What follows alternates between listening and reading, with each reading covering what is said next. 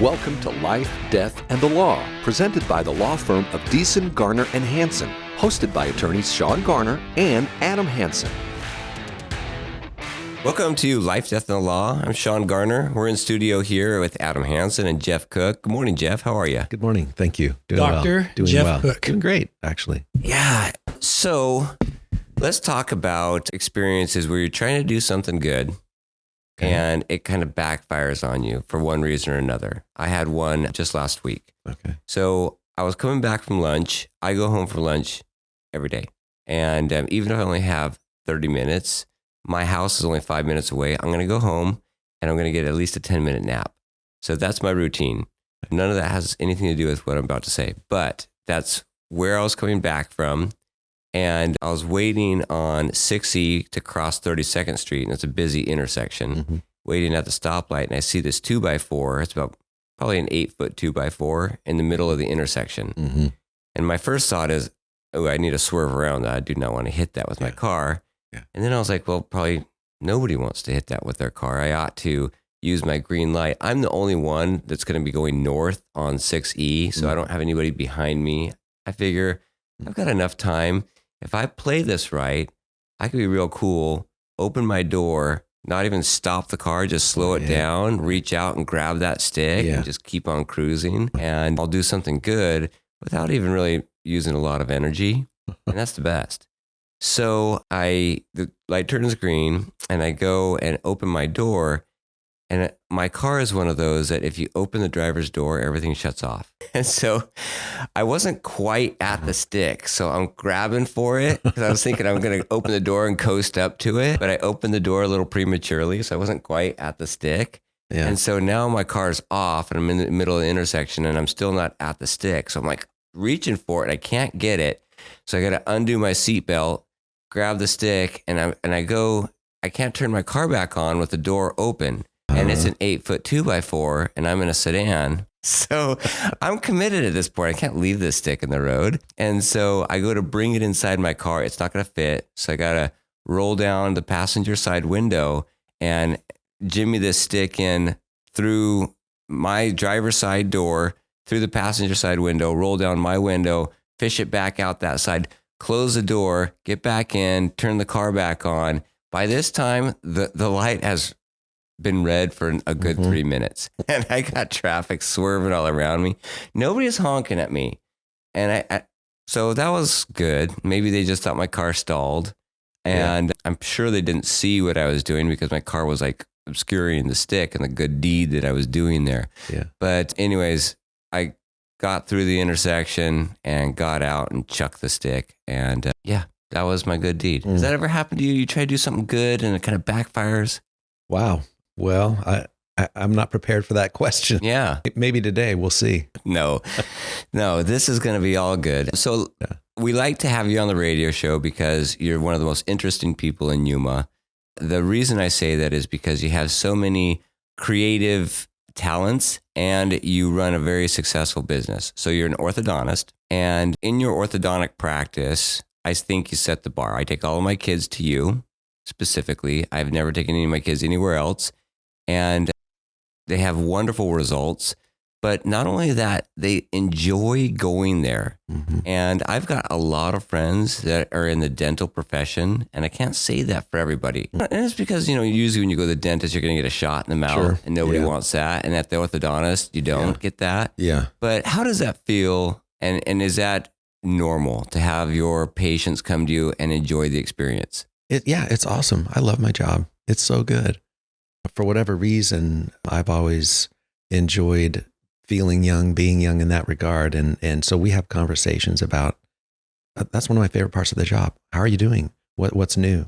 And trying to crack open the nut that is in the chair. Yeah. And over time, often it's really one of the best parts of my job is having that conversation and getting to know that person as a person. Yeah. You make a lot of friends. Yeah, I've thought about this, and since I've started, I don't know if I've met maybe 10,000 people. Wow. Right? Over the years, over 20 something years. Yeah. You meet the child or the patient, often the child, and maybe a parent or two. and a sibling or two, or if their friends come. So the parent gets braces at the same time as the kid sometimes? Well, often, of course, they come to the consultation or bring them to the visit. And so there's you weren't my patient, but I know you in that regard if you bring your child there. So I thought, how many patients have I had? If I've had, 5,000 patients or whatever it would be. Yeah. And so then 2 or 3 relationships per patient, that's 10 or 15,000 people. Yeah. And that's pretty neat. Yeah. And it has been a part of my job that I didn't expect would be such a fun part. So, and your staff also carries that really kind of light and fun personality. What is it? I often want to, when I see that type of atmosphere in a workplace, understand what it's all about. I tell people that I'm interviewing to become an employee here, life, that you spend too much of it working to not enjoy your job or at least feel satisfaction from what you're doing. It might be hard and it might be a grind, but you need to feel satisfaction, fulfillment from it. And that's what we want to achieve here if this is the right fit for you.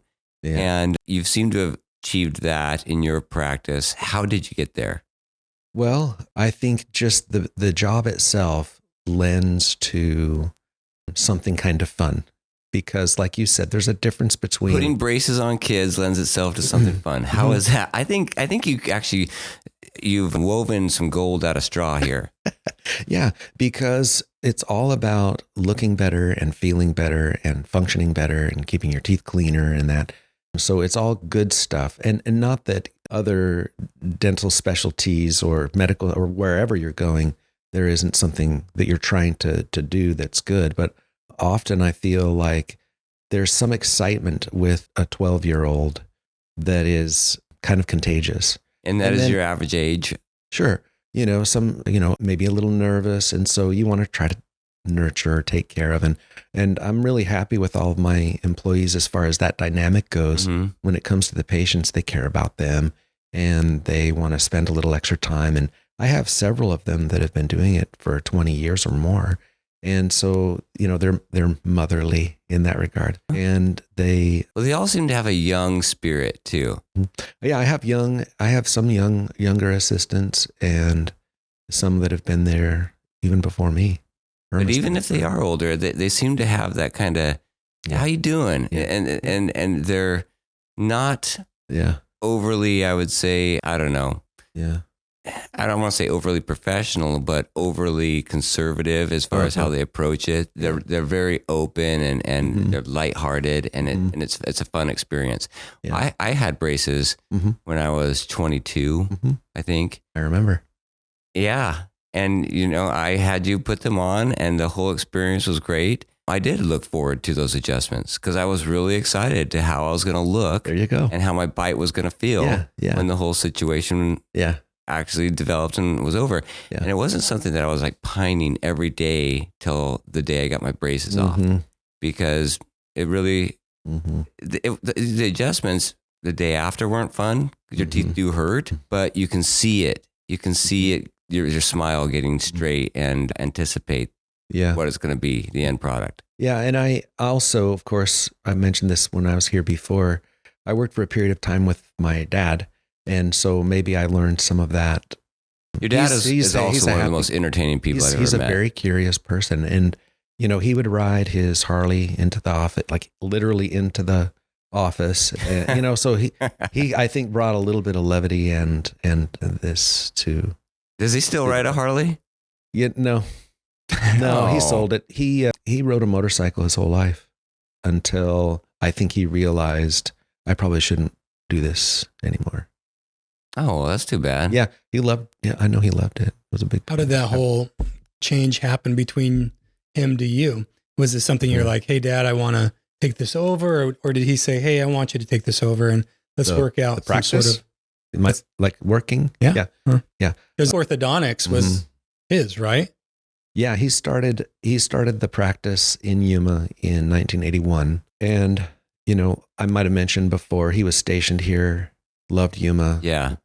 Moved away, did his time in the military, and then came back and set up his practice here because he liked the community so much. And so when he was here, there was really only one other doctor, and he was kind of the young guy. And of course, at that time, I was in high school and saw that and did not didn't even occur to me to do that. And I was looking to the sky and other places. And it really wasn't until I was almost done with college that I thought, oh, my dad seems to like his job. Maybe I'll look at that. So that's amazing, because do you think you could do that again in today's academic atmosphere, that you could wait that late to decide that you wanted to go to dental school? Because it seems like if you're not focused and you don't have that drive to get the grades that you have to get into school, you can't decide after the fact. Not only that, you got to have all the prerequisites, right? You got OChem and biologies. Yeah, fortunately, I knew I wanted to do something with my life. And but you wanted to fly. I did, but you can't just be a C student. And I mean, I guess you can, but that just wasn't my nature, I suppose. And I also was inclined towards science. You know, my major was zoology and zoology. You know, animal science and biology and chemistry are part of that road. So I was kind of already down that road. And you can go and fly and have any major, you know. But that's my nature is, if I can have any major, I'll pick the easiest one. Yours wasn't. It was okay. Yeah. I think that I like this stuff. It might be because biology, chemistry, those types of things, those are harder classes. Yeah. They're hard, but it for me is interesting. Like, it's not that I wouldn't have an interest in, because I took some classes at AWC, including billiards and small watercraft. Really? Do they still offer billiards at AWC? Yeah, I don't know, but it was actually a really fun class and very hard to get an A in, by the way. Very hard. Really? A lot of math? No, there was no math. You actually learn how to shoot pool. And then the final is they set up a pool table with the balls in the corners and some in the middle and in the side pockets. And you have to shoot for your grade.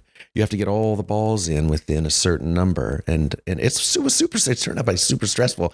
But that sounds awesome, because that's reality, right? It was so cool though. Yeah. So I took fun classes as well, but the ones that were interesting to me were science based. So you just happened into that kind of. It sounds like you just happened to like science, so you lucked out in the sense of, I'm going to go into the medical field. So yeah, I did luck out in that regard. Yeah, because I was prepared more than, like, say, an English major or a music major or somebody poli-sci major. Yeah. Hey, a lot of poli-sci majors go to law school. In fact, I would say, we're not talking law school, we're talking medical school. Oh, you're right. Yeah, there's no science in. Not many poli-sci majors get into medical school. I transferred for a good reason. I transferred to ASU thinking I was going to be pre-dental. You know, from Did you really? College. Yeah. I didn't know that. That's and then cool. I changed that real quick in the first semester. I had to take biology at ASU. You know. You're in this huge auditorium and hundreds of kids, and I had no idea what was going on. Yeah. So I was just so behind.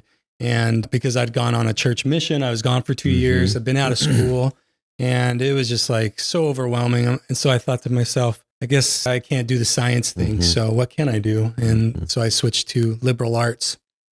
That was pretty easy. So what did you major in? Spanish. Oh, yeah. There you go. Yeah.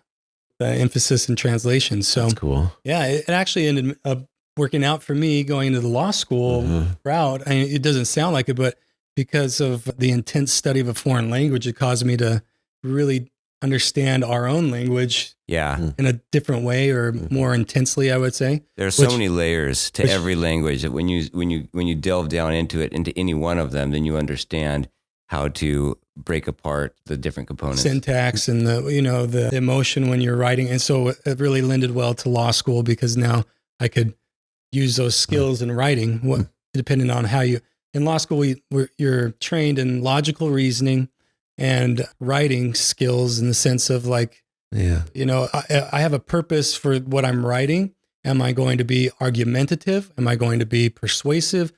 You choose what for your audience, what you're trying to do, and you got to kind of build it to that. So it worked out for me. It didn't, I don't know. I couldn't go to dental school. Yeah. I could go to law school. Anybody can go to law school. Okay. They take anybody. So if you had to do it again, what would you change, if anything, with your career path? Coming up, more thought-provoking conversations on life, death, and the law right after this.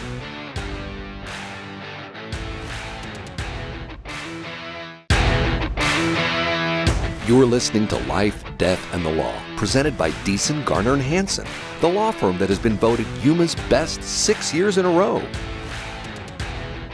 Because, and I premise that with the fact that maybe a lot of things our listeners don't know, that you're a pilot, you're a chef, you're a musician, you love to travel, you're very good at putting together travel plans and putting together like the agenda. Yeah. I think you would be a great travel agent. Yeah, I would enjoy that, actually. Yeah. And so being the orthodontist is the thing that pays the bills, and you've turned it into something that's fun, because I don't think that it's just naturally a fun occupation. I think it's what you brought into it. Okay. Yeah. But is there anything that you would have changed, or you followed your route and it just happened that you found the thing that was your niche? Yeah. I think that's the place for me, but it wasn't necessarily like a dream job. It turned into one. If I could do anything else, there are 3 other things that I thought, this is what I would want to do.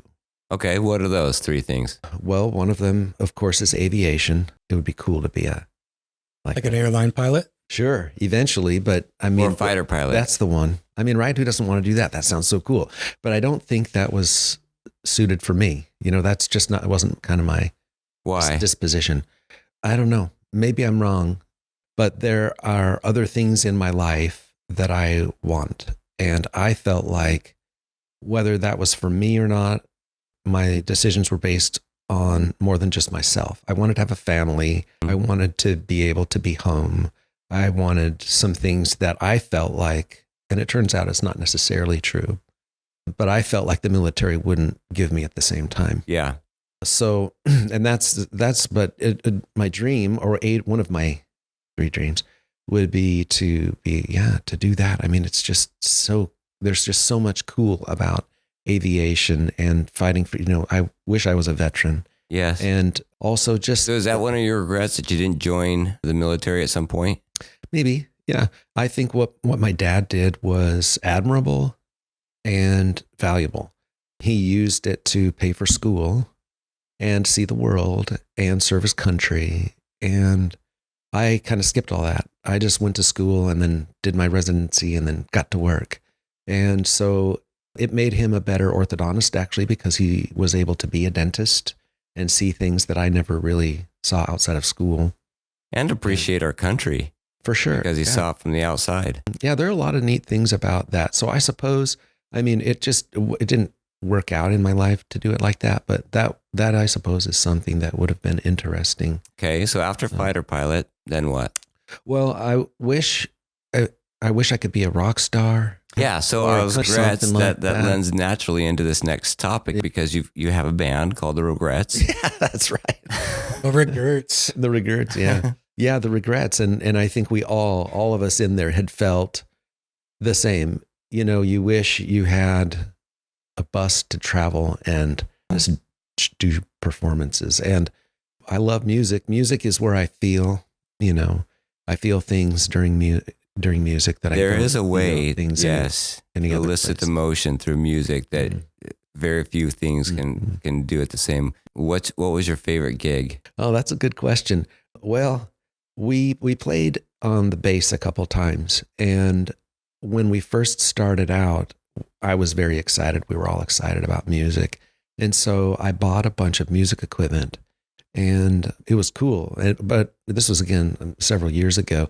And I bought these big old subwoofers and these big old stacks, and I bought a bunch of them because I thought we're gonna do shows. Rock the place, yeah. Yeah, I bought all this cool equipment, and then we show up to this gig on bass, and it was not small but not huge. It was an indoor thing, and we brought all of our equipment in there and set it all up, and I could see the host kind of looking like, they're used to having a guy with a guitar and a little amp, and I'm bringing in we have the dollies bringing in stuff, and I set it all up. And by the time we had it all, we could only turn it on volume like 1, because anything after that would just get massive feedback. But it was a good show because the people there were, Marines, and they were just there to have a good time. And so some of the songs we played were more like classic rock. And so and after a few beers or whatever, everything sounds really, really good, And so that was a really fun show because we felt kind of like rock stars. We were set up like rock stars. Who was with you? Who was in the band? Well, Bobby Lemon. Okay. Yeah. And Josh Miner. Do you know him? Yes. Yeah. Josh Incredible Miner. musician. Yeah. Josh is actually very, very talented. And unfortunately, he doesn't live here anymore, or else we might have bought that bus. But then there was another guy named Jared Swecker and Eric Blair. I don't know if you I remember Eric. Yeah. But, he moved to Sierra Vista or something? Yeah. He moved to Thatcher. Oh, okay. Safford. Adams. Safford area. That's Adams. And activity area, right? Yeah. Well, yeah. I grew up around that area. Yeah. And opened up a restaurant over there. So we've all kind of gone and done we have day jobs, but because he's an architect that opened up a restaurant. Yeah. He does drafting and that kind of thing. And then he was a real estate agent here with Brian and then opened up a restaurant because he worked at Neater's. So he kind of was feeling his way and then found his spot. So anyway, I think that was all of us. And yeah, so music would be just a dream to do. Okay. So there's the fighter pilot, there's a musician. I'd be a fighter pilot rock star. Then what else? Well, it may surprise you, but I think being a farmer would be really, really cool. I have what type of farmer? Probably like wheat. And okay, crops. so own thousands of acres and have a $1 million tractor that has the GPS. Yeah. I just, I was talking to my son the other day, and he was thinking about where to go in the world. And he's feeling like he maybe want to live in the Netherlands or in And where Boston. is he in his life and his education and so on? So I would love to talk about Carson. But Okay. let me finish because the farmer dream. The thread, yeah. Okay, sorry. For me is he was like, and there's Yuma. And I said, well, Yuma was a great place to raise a family, but it's not beautiful in the sense that there's a typical greenery. Because I've lived in some beautiful places, but I find Yuma so beautiful. And especially now, as they're harvesting and seeing all these fields that are set so perfectly. Yeah. Everything is straight. And I love straight and organized, and I know what it takes to grow. Like I've grown stuff in my yard, and the carrots that I grow are like all wonky. They're just like 5 legs and everything's eaten by bugs. And I'm like, this is so, I'll grow some squash or something. And it's just like, it's fine. It's edible, but it's not beautiful. Yeah. What's beautiful to me, but it's not saleable at a market. And then the success that they have. And I spent a day with Paul Nelson recently. I had some time. I'm like, can you show me your job? And do you know Paul? Yeah, absolutely. So Paul is manager in the Yuma area in Diorigo as Andy Boy Farm or something like that. And he took me to all the fields and showed me the whole process, just mind blowing.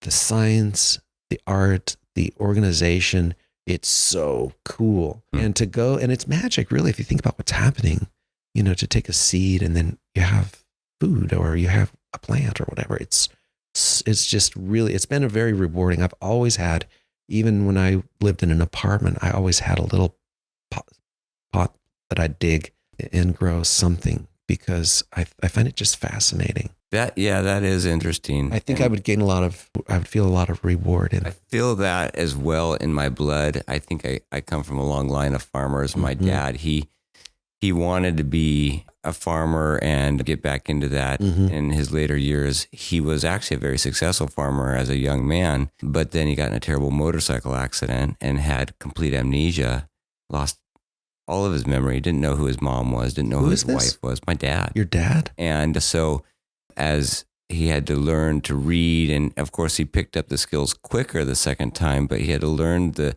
basics in life. He could no longer do the farming aspect of it. And so he went in and worked for some of my uncles who had big mechanical shops, and he worked his way up through that aspect and became a diesel mechanic. But he always had that yearning to go back into farming. And I feel that was in his blood. Yeah. And it translated, it's in my blood. I want to do it. And I've tried to do it just dabbling. And I was a failure, an absolute flop. You cannot dabble because it is precision and it's consistency, and there is the law of the harvest, and you reap what you sow. And unless you take care of it day in and day out, you're not going to reap much. Yeah, that's right. That's right. So there's work. There's a formula. It's precise. I think, yeah. So let's go back into Carson. Yeah. What are his ambitions and where is he? So Carson's been a really interesting person to raise. He's an adult now, of course. He's my oldest son. He's 27. And so he was born when I was actually in dental school. And I expected all of my kids, because I'm so happy about education, I expected all my kids would go to college and go through college. And that to me, that was the path that's a bare minimum. Did you ever have conversations with him about that? Sure. Because as a dad, I think of that all the time. I don't think I've had any conversations with, hey, probably should go to college because it'll set you up. Honestly, maybe it was just so ingrained that I didn't even think I had to have that conversation. Have you, Sean? Like, duh. Of course, this is what we do. How do you, what else are you going to do? And the reason I ask that is because nowadays you have professional YouTubers. And so our kids are like, oh, I'm going to be a YouTuber. Yeah. I don't think they understand the value of a degree. Yeah. And there are kids that, are billionaires, Zuckerberg, Bezos, Sure. but those are like the exceptions, outliers, right? Well, I didn't see a path to success without at least going to college. And obviously that's not true, but I just wanted that for them as a foundation. But more and more so now, I think that may not be, that traditional route may not be the right answer. And there are so many opportunities now to succeed that involve things outside of a traditional formal education, because he did go to college for a little while and he did really well, and then he did really poorly, and it was just a struggle for him. When he was going to college, what was the end goal? I don't know. Oh. I don't think he got really far enough. He wasn't going to college to get into dental school or to law school, and maybe that was part of the problem. Yeah, okay. You don't have end in sight if you didn't have that focus. And so, he came back home and he had gone on a mission to South Africa. And so he'd had some life experiences. And I thought, well, you're ready now for college. And it didn't take. And so he found an online boot camp for computer coding. Oh. Yeah. And I was like, where this is going. Yeah. And so I was like, well, you got to do something, because he'd had some odd jobs, and he worked at a care facility where he was helping kids that were emotionally disturbed. And he's such an interesting person, because I'm very logical, and he's got a lot of empathy in ways that I don't know. Anyway, so he goes and takes this online boot camp for computer coding, and I'm like, well, okay. And he was so successful at that. He did so well, and he had different modules that he was able to kind of work ahead on. And then by the end, the school was like, hey, would you like to work with us? And so then he worked at the school, and that took off. And so I'm like, wow, okay. So, he listened to his inner voice, and it was, I'm not to sit in a classroom. I can't do that. And I had done that for so long that I'm like, you just, that's what you do. You just suck it up and do it. Suck it up and do it. But he just found his own way. And so he had great success in that. And then I felt good about computers as a career, because that's what the world is. And if you know how to speak that language, absolutely, then you can learn other languages. And that's just what he did. And so then right now he's working for American Airlines as a computer programmer. Okay. Yeah. And so that's what allows him to have the opportunity to think, where do I want to live? Because right now he's living in Phoenix. How does he feel about that, where he's at right now? Is he so happy? Cool. Loves it. He's got a great job. He's on a salary, and he's got benefits and all this. And so he's on a that's right. He's got, and so do I, there's perks and stuff, and family discounts or whatever. Yeah. Yeah. So he's flown all around the world just on his own. And met people and done things. Like he's been to Japan and Thailand and the Philippines, and he's looking to say, well, I'm going to have a fully remote job, Dad. I'm like, that sounds pretty great. Yeah. It's like, yeah, I want to try. I'm going to maybe live in the Netherlands, because he's looking at all. Why the Netherlands? I think, when you go online. More exotic. Yeah. Netherlands seems just cold to me. I don't know. Well, Carson had some really unique experiences growing up. He was very musical, and he was able to perform around the world as a pianist. He got really, really good at piano, and I suppose maybe that's what I thought he would do. He's played in New Zealand and Malaysia and these places for concerts and stuff like that. And he's kept up with that? Because it's kind of like being a professional athlete. I mean, you got to keep up with it. Yeah, no. Well, he's certainly not playing at the level that he was. He's doing other stuff. But I think is looking online at like, where's a beautiful place to live? And when you look up the Netherlands, maybe not in February, but they've got lots of green and bikes and paths and outdoors, and just he's feeling the need to be more in touch with nature because he's living in a concrete jungle now in Phoenix. So anyway, that's interesting. And here's kind of an interesting story. He was with someone in the Philippines, and he was like talking to them about his family, and he goes online and kind of Googles me, and up pops Life, Death, and the Law with Jeff. And so he's like, what? And so he listened to your podcast on the other side of the world.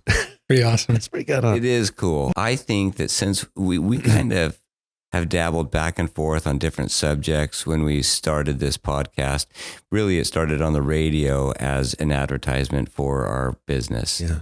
And it got boring real quick. I think it got boring to our audience. It got boring to us. And we wanted to talk about things that we were more passionate about. And it translated into what direction our country was going and what relation that has to how it was founded. And has it resulted in the vision of the founding fathers, or is it something totally off the track?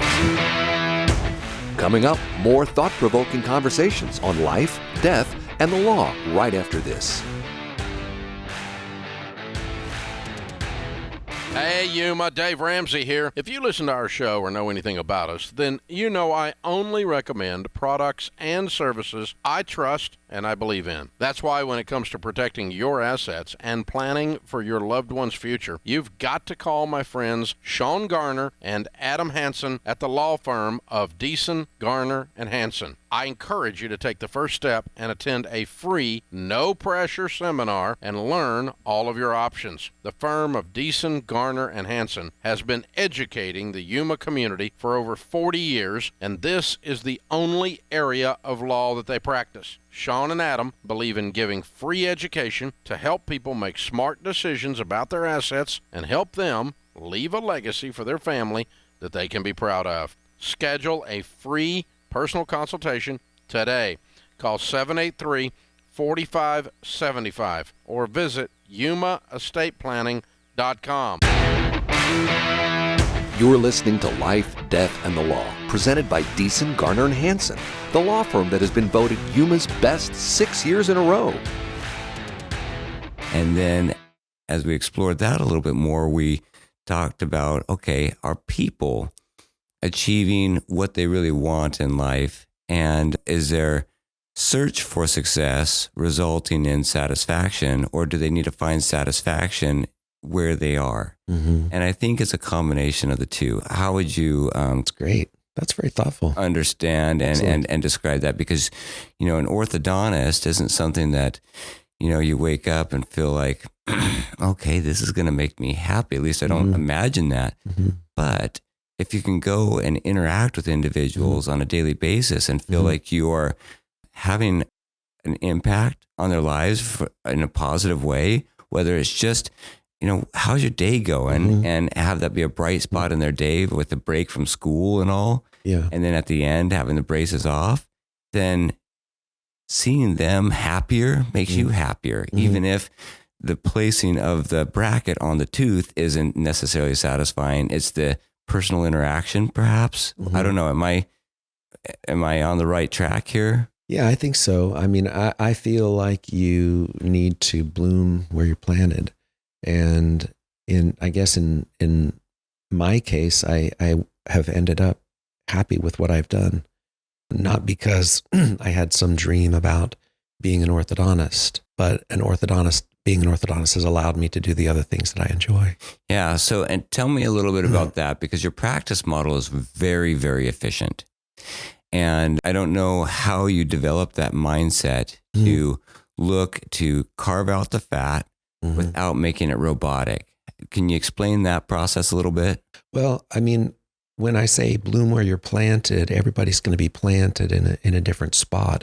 And so I don't know if there's like, this is what you do. One size fits. but there are a few things maybe that have allowed me to do what I want to do in my spot. And it sounds funny, but if we're talking about like a business owner, and I suppose this would be true in your own personal life too, but it's having extra time or taking time off and not working so hard. Maybe hard's not the right word. So long, so often.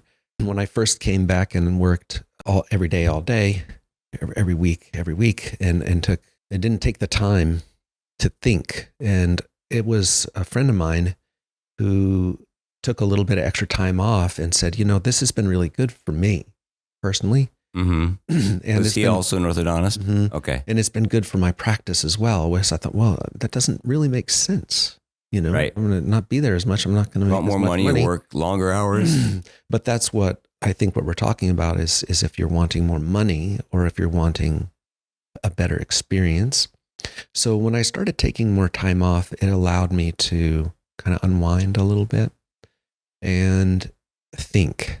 And do you think any of it though was counterintuitive, that at some point you could take time off and make the same amount of money as you working at your 75% capacity? Well, that's indeed what's happened. Full-time. Which is the crazy thing is that's what has allowed maybe more structure, more organization in planning, realizing, well, I have this amount of time, I need to get this kind of thing done, instead of filling every corner with just work. And when you do that, so I'm there right now. And I guess one of the reasons I wanted to have you on the show is because I admire your business model so much and how you've been able to structure it and get out and explore the world and delve into things that you're more passionate about, that I want to learn how you did it so I can mimic it. And my wife asked me yesterday, "You're off tomorrow, right?" Mm-hmm. No. Mm-hmm. Well, you said you're going to start taking Fridays off. Mm-hmm. And I said, yeah, I did say that. She says, well, you first started saying that when you'd hire a new attorney. That's been a year ago. And then you said after the first of the year, and that's now a month ago. When are you going to start taking Fridays off? And I said, okay, yeah, I just need to do that. And it's fortunately, I've got you here. Tell me how do I do it? You're the boss. I don't feel like it. Yeah, I feel like that's the problem. I feel like I'm being lazy if I take extra time off. And I suppose it depends on what you do with it. Something's going to fall through the cracks. Yeah. Well, at first, perhaps you'll just, feel lazy. But if you are focused, a productive person, which you are, you'll find that your mind will unwind and you'll have ideas and it'll be a more productive use of your time. Did you feel like a fish out of water for the first days you had scheduled off? And you were like, I'm specifically just not going to go in because that's my plan. Felt super lazy. Oh, you did? Okay, so that's natural. You didn't feel like, oh, I'm now living the dream. You did feel awkward. Okay. And I love your wife, but this isn't now her, she's like, well, I have Friday so that you can come do house chores. No, and it isn't to do house chores. With She legitimately wants me to spend more time at the farm because she knows I'm happier at the farm, and she knows. Well, that's why I love your wife. Yeah, she recognizes that. That's the important thing. You don't want to fill your time with other things that are not making you happy. Yeah, no, she's not asking me to do more around the house. It's not because she needs help. She understands that I'm 46 now. And I only have a short time left to live, and I might as well make the best of it. If I can't make those decisions now, I'm never going to. And she wants to see me happy. And I genuinely think that that's her motive. Mm-hmm. Well, you know, and it's, I recognize not everybody has the opportunity to do that. But you're asking as we live in a free country, right?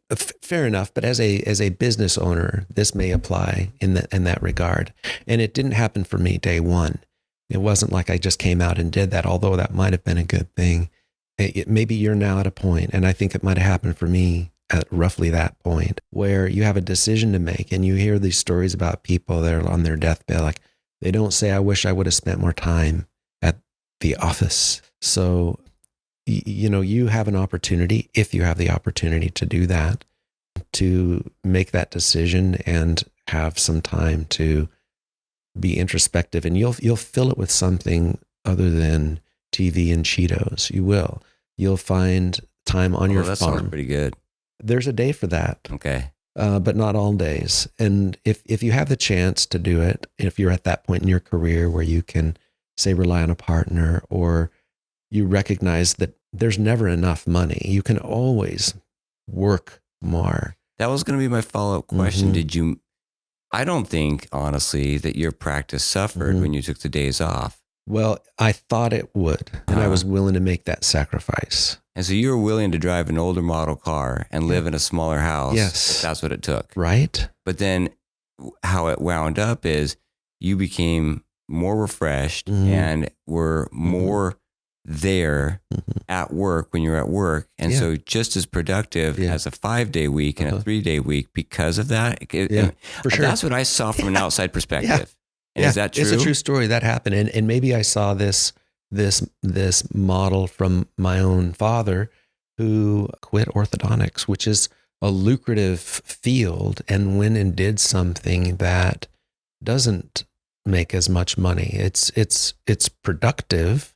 It makes money, but it's a cut in pay, so to speak. And he did that because he had this other interest.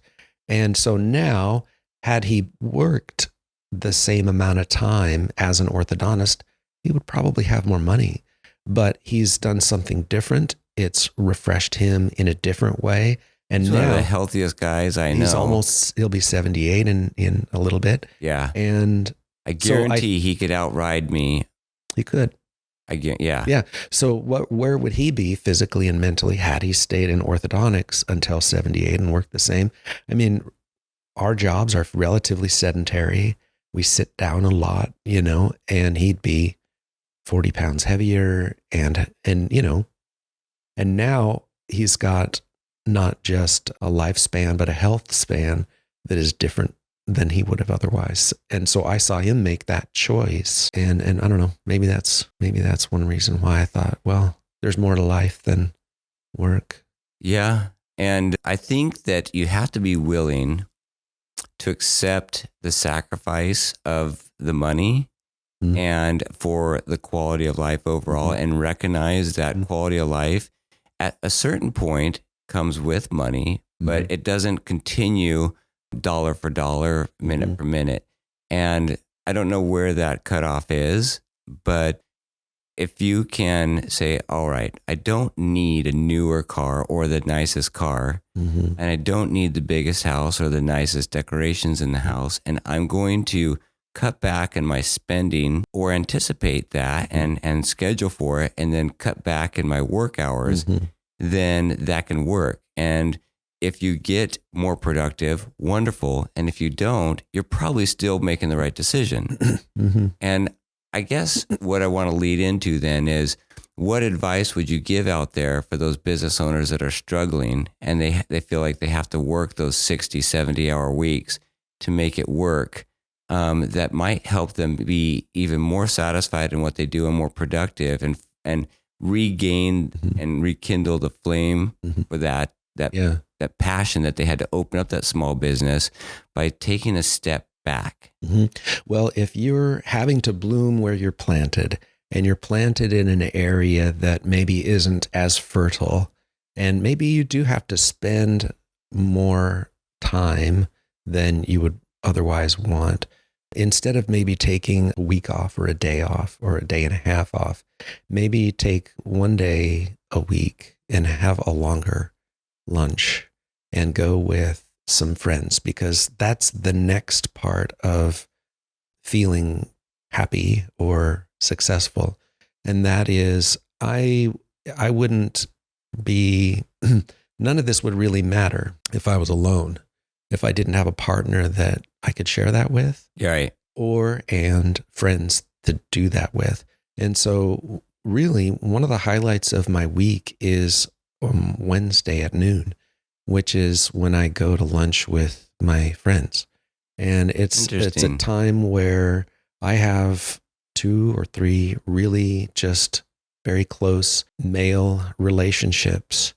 And that has been very helpful for me as well, personally, business-wise, to have somebody that you can talk to that'll actually talk to you. And I think for men particularly, that's hard to have adult male relationships that you're. Why is that? I don't know. And I'm very fortunate because I kind of fell into that with really good friends. And I always thought that was odd. I mean, I see your pack, not in a bad way, it's just like, it didn't, I have no desire to do that. I don't, I mean, if you ask me to lunch, I'll probably go, but just to hang out, but I don't, it's not someplace I want to be or do. I don't, Sean and I, we go from time to time, usually because we have to or something like that. Yeah, we have a business issue we got to talk about. But it's not like something I desired. I don't, and so I've always looked at that kind of odd. I thought it was odd because I'm like, they must really enjoy each other's company. This Jeff guy's a weird dude. No, it was never that. It was just like, I just don't get it. I don't get the bromance here or whatever it is. I just don't understand. Well, we're all unique and we speak, I feel, fairly unapologetic with one another.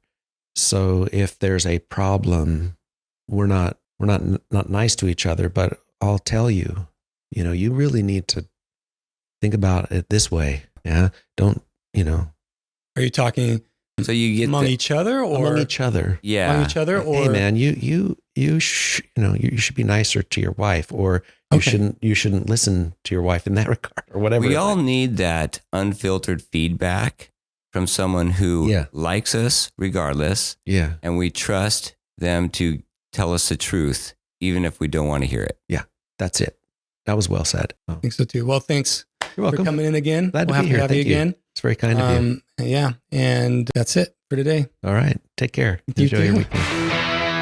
If you have questions or want to know more about something that was discussed today, please call the law firm of Deason, Garner, and Hansen at 928-783-4575 or visit yumaestateplanning.com.